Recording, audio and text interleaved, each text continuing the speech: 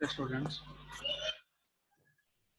today I am going to teach the topic various downstream processing steps and the step number 3.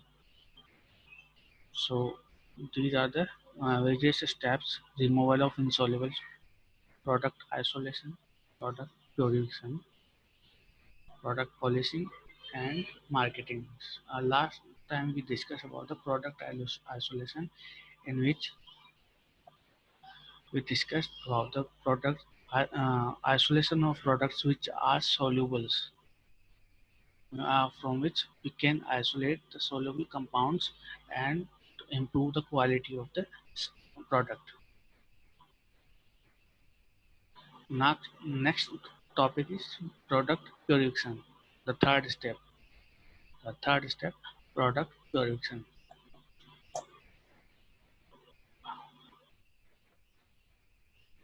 Product purification जो technique है वो उन contaminants को separation करने के लिए होती है जिनका सेपरेशन बहुत मुश्किल होता है। ये जो कंपाउंड्स होते हैं इनको सेपरेशन के लिए फिजिकल और केमिकल मेथड्स यूज करते हैं, क्योंकि इनकी जो फिजिकल और केमिकल मेथड्स होती है वो जो हमारे प्रोडक्ट होते हैं उससे बहुत ज़्यादा मैच करती है। ठीक है, तो केमिकली तो हम उनको सेपरेट नहीं कर पाते हैं, इसके लिए हम बहुत ज़्यादा मॉडर्न टेक्निक्स का यूज करना पड़ता है ताकि ये जो कंपाउंड्स होते हैं उनको हम सेपरेट कर सकते हैं। ठीक है, और ये जो स्टेप है इसमें जो टेक्निक्स यूज होती है वो बहुत ज़्यादा कॉस्टली होती है। जो ये जो टेक्निक्स होती है वो डिपेंड करती है क्रोमेटोग्राफिक सेपरेशन, जिसके अंदर सेपरेशन होता है, और ये जो टेक्निक्स होती हैं उनके अंदर होती है affinity chromatography, size exclusion chromatography, crystallization और लिक्विड क्रोमेटोग्राफी। ये सारी टेक्निक्स होती हैं। तो पहले हम बात करते हैं क्रोमेटोग्राफी के बारे में। क्रोमेटोग्राफी क्या होती है? Chromatography is a technique in which the compounds are separated on the basis of their size, molecular weight, affinity, uh, ionic strength, and their polarity. और इसके अंदर एक मोबाइल फेज होता है और एक स्टेशनरी फेज होता है। मोबाइल फेज वो होता है जो सैंपल को मूव करवा के ले जाता है, और स्टेशनरी फेज वो होता है जहाँ पे सैंपल को लोड किया जाता है। ठीक है, तो इसमें फर्स्ट टेक्निक जो है वो है आयन एक्सचेंज क्रोमेटोग्राफी। तो आयन एक्सचेंज क्रोमेटोग्राफी के अंदर जो सेपरेशन होता है वो आयनिक कंपाउंड्स का होता है। वो कंपाउंड्स जिनके पास में आयन्स प्रेजेंट होते हैं, ठीक है, जिनके अंदर इलेक्ट्रिसिटी जनरेट हो सकती है। तो इसके लिए हम क्या करते हैं कि हम कुछ रेजिन्स होते हैं उनको डिजाइन करते हैं। वो रेजिन ये रेजिन का डिजाइन जो होता है वो डिपेंड करता है कि हमें किसको सेपरेट करना है। ठीक है, जैसे हमें प्रोटीन्स का सेपरेशन करना है, उन प्रोटीन्स का जो पॉजिटिवली चार्ज हो, तो हमें उन रेजिन्स का यूज करना है जो नेगेटिवली चार्ज हो। अपोजिट चार्ज का हमें सिलेक्शन करना है, क्योंकि पॉजिटिव चार्ज हमेशा नेगेटिव चार्ज के साथ बाइंड होता है और नेगेटिव चार्ज हमेशा पॉजिटिव चार्ज कंपाउंड के साथ में ही बाइंड होता है। ठीक है, तो यहाँ पे हम देखते हैं कि जैसे इस डायग्राम में दिखाया कि पॉजिटिवली चार्ज प्रोटीन्स के सेपरेशन के लिए हम नेगेटिवली चार्ज बीड्स का यूज करते हैं। तो ये जो पॉजिटिवली चार्ज प्रोटीन्स होते हैं उनके साथ में जो हमारी नेगेटिवली चार्ज ये जो बीड्स है ब्राउन कलर में, वो उनके साथ में जाके बाइंड हो जाती है। तो ये बाइंड हो जाती है, ठीक है, तो इनको बाद में सिर्फ ये दोनों आपस में बाइंड होंगी, positively charge proteins and negatively charge beads, और बाकी जो कंपाउंड्स होते हैं वो अपनी पोजीशन पे रहते हैं। तो यहाँ पे ये जब चार्ज प्रोवाइड करवाते हैं यहाँ पे, ठीक है, इलेक्ट्रिसिटी प्रोवाइड करवाते हैं, तो ये जो बीड्स और हमारा प्रोटीन्स जो होता है जो पॉजिटिवली चार्ज होता है वो सेपरेट होके अलग से नीचे आ जाते हैं। ठीक है, और इनको हम बाद में अलग कर सकते हैं। ठीक है, तो इसमें दो तरह के आयंस होते हैं, एक तो एनायंस होते हैं, दूसरे कैटायंस होते हैं। एनायंस होते हैं जिनके पास में नेगेटिवली चार्ज आयंस होते हैं। नेगेटिवली चार्ज आयन किनके पास होते हैं? जिनके जो इलेक्ट्रॉन्स लेते हैं, ठीक है, उनको हम एनायंस बोलते हैं। और कैटायंस वो होते हैं जिनके पास में पॉजिटिवली चार्ज होते हैं। पॉजिटिवली चार्ज वो होते हैं जो इलेक्ट्रॉन देते हैं। ठीक है, वो इलेक्ट्रॉन लूज करते हैं, और लूज करके कौन लेता है? इलेक्ट्रॉन अनायंस लेता है। ठीक है, अब बात करते हैं हम सेकंड मेथड, वो है एफिनिटी क्रोमेटोग्राफी। एफिनिटी क्रोमेटोग्राफी जो हम बात कर रहे हैं कि एफिनिटी मीन्स स्ट्रोंगनेस, एफिनिटी मीन्स स्ट्रोंगनेस। कई मॉलिक्यूल्स होते हैं जिनके पास में हमें सेपरेशन करना होता है, तो हमें एफिनिटी क्रोमेटोग्राफी का यूज करना होता है। तो इसमें क्या होता है कि एंटीजन और एंटीबॉडी, जैसे एंटीजन और एंटीबॉडी, उन दोनों की आपस में एफिनिटी हो सकती है, एंटीजन और एंटीबॉडी कॉम्प्लेक्स बनता है। तो अगर हमें किसी पर्टिकुलर स्पेस से एंटीजन को, किसी पर्टिकुलर प्रोडक्ट से एंटीजन को सेपरेट करना है, तो हम क्या करेंगे? उस एंटीजन के लिए स्पेसिफिक एंटीबॉडी वो हम उस प्रोडक्ट के अंदर डालते हैं।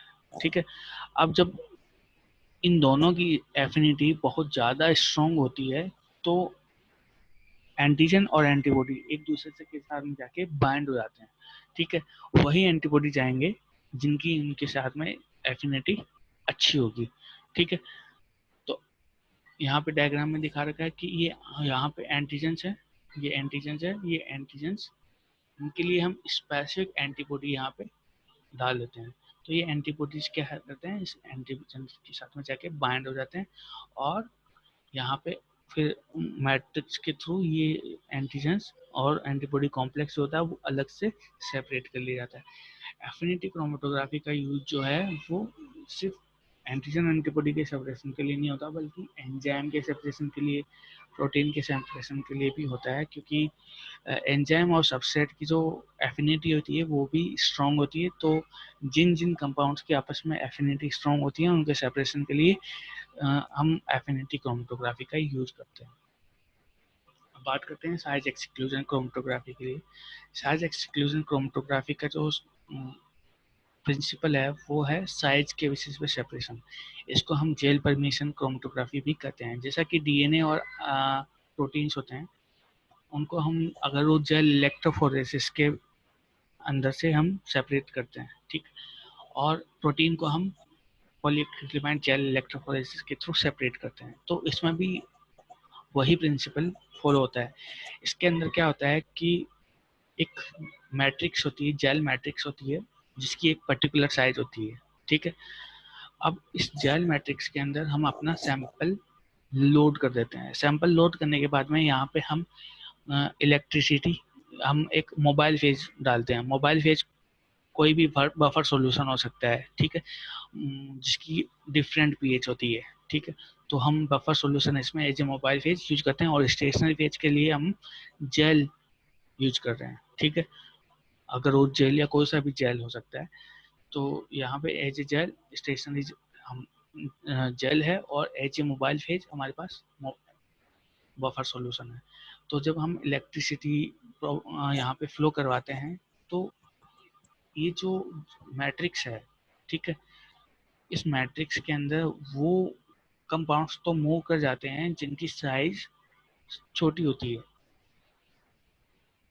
ठीक है, वो कंपाउंड्स तो मूव कर जाते हैं जिनकी साइज छोटी होती है, क्योंकि वो आ, उस साइज के अकॉर्डिंग मूव करते हैं जो साइज हमारे स्टेशनरी फेज की होती है। ठीक है, तो उसके बेसिस पे छोटे कंपाउंड्स तो मूव हो जाते हैं, लेकिन लार्ज कंपाउंड जो होते हैं वो उतने ही मूव कर पाते हैं जितना उनकी साइज होती है। साइज के बेसिस पे उनका मूवमेंट होता है, और वो ज़्यादा लंबी दूरी तक मूवमेंट नहीं हो पाता है। इसलिए वो कंपाउंड्स पीछे ही रह जाते हैं, और स्मॉल कंपाउंड्स होते हैं वो आगे तक मूव हो जाते हैं, और इस बेसिस पे स्मॉल कंपाउंड्स को लार्ज कंपाउंड मॉलिक्यूल से सेपरेट कर देते हैं। Next step is liquid chromatography. Liquid chromatography जो है उसके अंदर मोबाइल फेज सॉलिड या लिक्विड हो सकता है, लेकिन इसके अंदर जो मोबाइल फेज होता है वो लिक्विड होता है। ठीक है, इसके अंदर एक कॉलम होता है जो स्टेशनरी फेज होता है, जिसके अंदर हम सैंपल को लोड करवाते हैं। जो मेजर टेक्नोलॉजी होती है लिक्विड क्रोमेटोग्राफी के अंदर वो होता है HPLC, high performance liquid chromatography. ये एक बहुत कॉस्टली टेक्निक होती है जिसमें हाई प्रेशर के थ्रू सेपरेशन होता है, लेकिन इसके अंदर जो सेपरेशन होता है उसमें सेपरेशन होता है पोलैरिटी के बेसिस पे, जिसका पोलैरिटी होती है, जिस अकॉर्डिंग होती है वो कंपाउंड उसके बेसिस पे मूव होता रहता है और वो उसी बेसिस पे वो सेपरेट होता रहता है। इसके लिए ये इंस्ट्रूमेंट यूज होता है HPLC का, और वो इंस्ट्रूमेंट इसमें यहाँ पे डिटेक्ट भी करता रहता है और यहाँ पे उसका डेटा भी एनालिसिस होता रहता है कि कौन सा कंपाउंड्स की क्या पोलैरिटी है, और वो पोलैरिटी के बेसिस पे high polarity to low polarity वो कंपाउंड्स मूव होते जाते हैं, ठीक है, और उसी बेसिस पे उनका सेपरेशन हो जाता है। इसके बाद में हम बात करते हैं क्रिस्टलाइजेशन। क्रिस्टलाइजेशन ये जो टेक्निक होती है वो प्योरिफिकेशन के भी काम में आती है, और साथ ही साथ में ये जो क्रिस्टलाइजेशन होता है वो पॉलिशिंग के भी काम में आती है, नेक्स्ट स्टेप में भी काम आएगी हमारे, ठीक है। इसके अंदर क्या होता है कि जब कोई प्रोडक्ट होता है तो उसको हम क्रिस्टलाइज फॉर्म में बना देते हैं, ठीक है।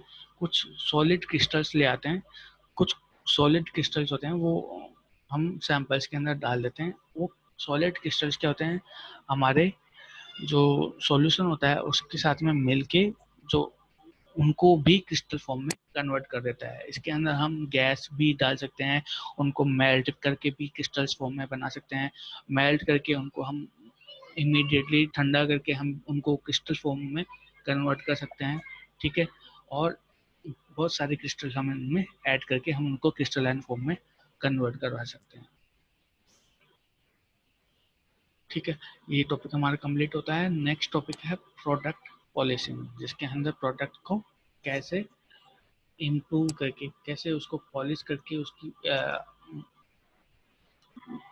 जो क्वालिटी है वो बढ़ाते हैं, और उसकी कॉस्ट भी कैसे किस तरीके से बढ़ा सकते हैं हम उसको कर सकते हैं, और उसकी जो एज होती है प्रोडक्ट की, जो एक्सपायरी होती है वो कैसे बढ़ा के उसको हम सेल कर सकते हैं। इस तो नेक्स्ट टॉपिक में हम ये सब कुछ डिस्कस करेंगे।